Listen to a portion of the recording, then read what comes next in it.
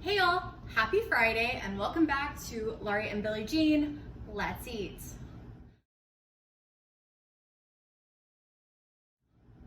I'm Laurie and every week on this channel I make something out of my grandmother's cookbook that she made for all of her children and grandchildren before she passed away. So the book is a little bit of a mystery. It sometimes leaves out ingredients or doesn't have instructions, so we always have a good time finding out how things are going to go here.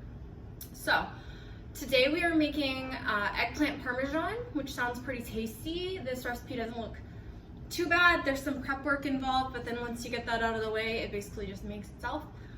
Just like every week, I do put the recipe in the description below if you want to try it yourself.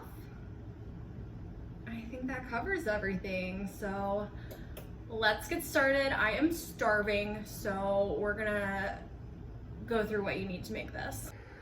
So I didn't want to cut this in half because I wasn't sure how, but I do have a feeling we're about to have an aggressively large amount of eggplant parmesan. So what you need for this is you need breadcrumbs, some mozzarella, we've got some dried oregano, as well as some basil that I'm gonna chop up, Parmesan, which I'm gonna grate so we taste better, and then we've got our 2 eggplants here. We're gonna need 2 large eggs and then 2 cans of, I got ragu, but it just said chunky tomato sauce. So that's it, and we're gonna start with prepping the eggplants to go in the dish, which involves cutting them up and then making a batter. So let's go ahead and get started with prepping all these ingredients, and then we can start cooking.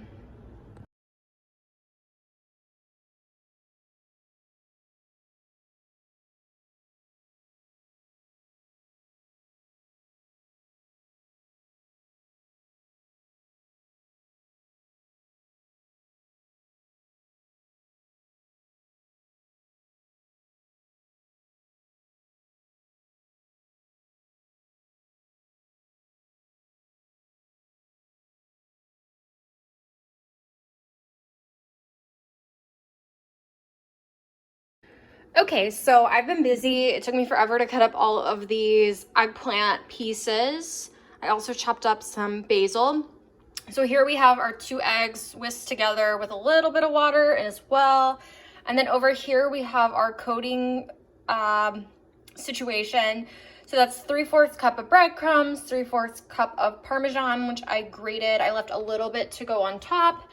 And then we have basil, which I put way too much in, but that's fresh basil, and then also some dried oregano. So what I'm gonna do, it's probably pretty obvious, I'm gonna grease our pan over here. I have a feeling we're gonna need another pan, but we're just gonna start with this one. I am going to start putting the eggplant parmesan pieces into the egg and then into our batter. And then those will all go in the oven, which is already warmed up to 375. So let's go ahead and start that whole complicated process.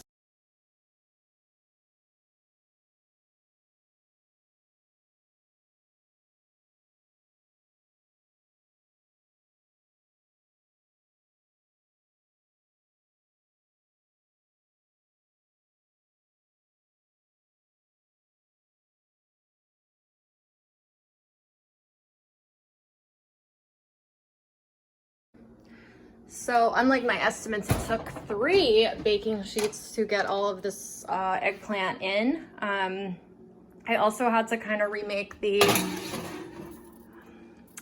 breadcrumb mixture to have enough. So I don't know if I have too much eggplant or what. I guess we're gonna find out. So this was kind of the hard part. We're gonna put that in the oven for about 25 minutes, and then we'll build out the rest of our eggplant parmesan. Okay, so everything is gonna be pretty simple from here on. I went ahead and added the tomato sauce. We're gonna start layering it. So that's 2 cups of tomato sauce. Then we're gonna do half of the eggplant, I think a half cup of mozzarella cheese, something like that. More sauce, more eggplant, more cheese, and then we're just gonna bake it for like 15 to 20 more minutes, and we're gonna have eggplant parm. Fingers crossed it is not disgusting. Cool.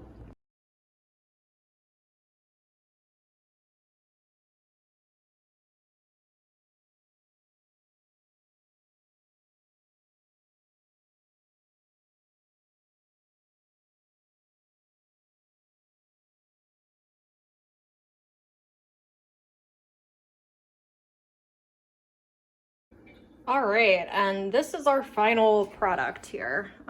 This is a messy one, and it was not quick and easy like I thought, but it should be pretty close to done. So into the, I gotta use both hands, but into the oven we go.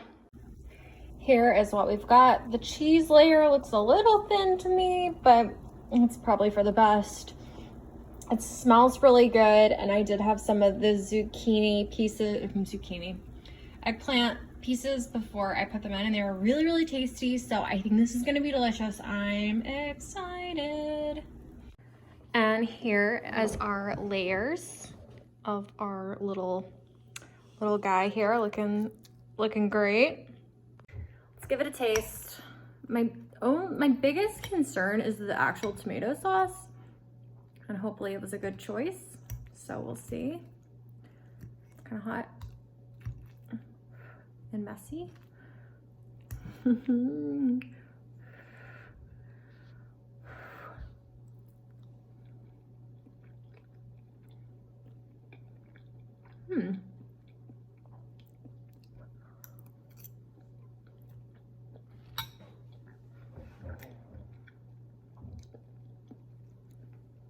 The eggplant is really good.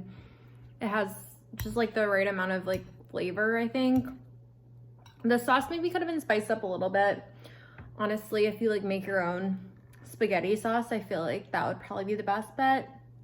See, I might have added a little bit more flavoring into the tomato sauce, but overall, a nice vegetarian dish. The cookbook says it's one of Brenda's favorites, so I guess we're just gonna have to assume Brenda has good taste and also is not still angry at me for criticizing the cookbook from time to time. Okay, that's it for this week. Thank you guys for watching, and I'll see you next time.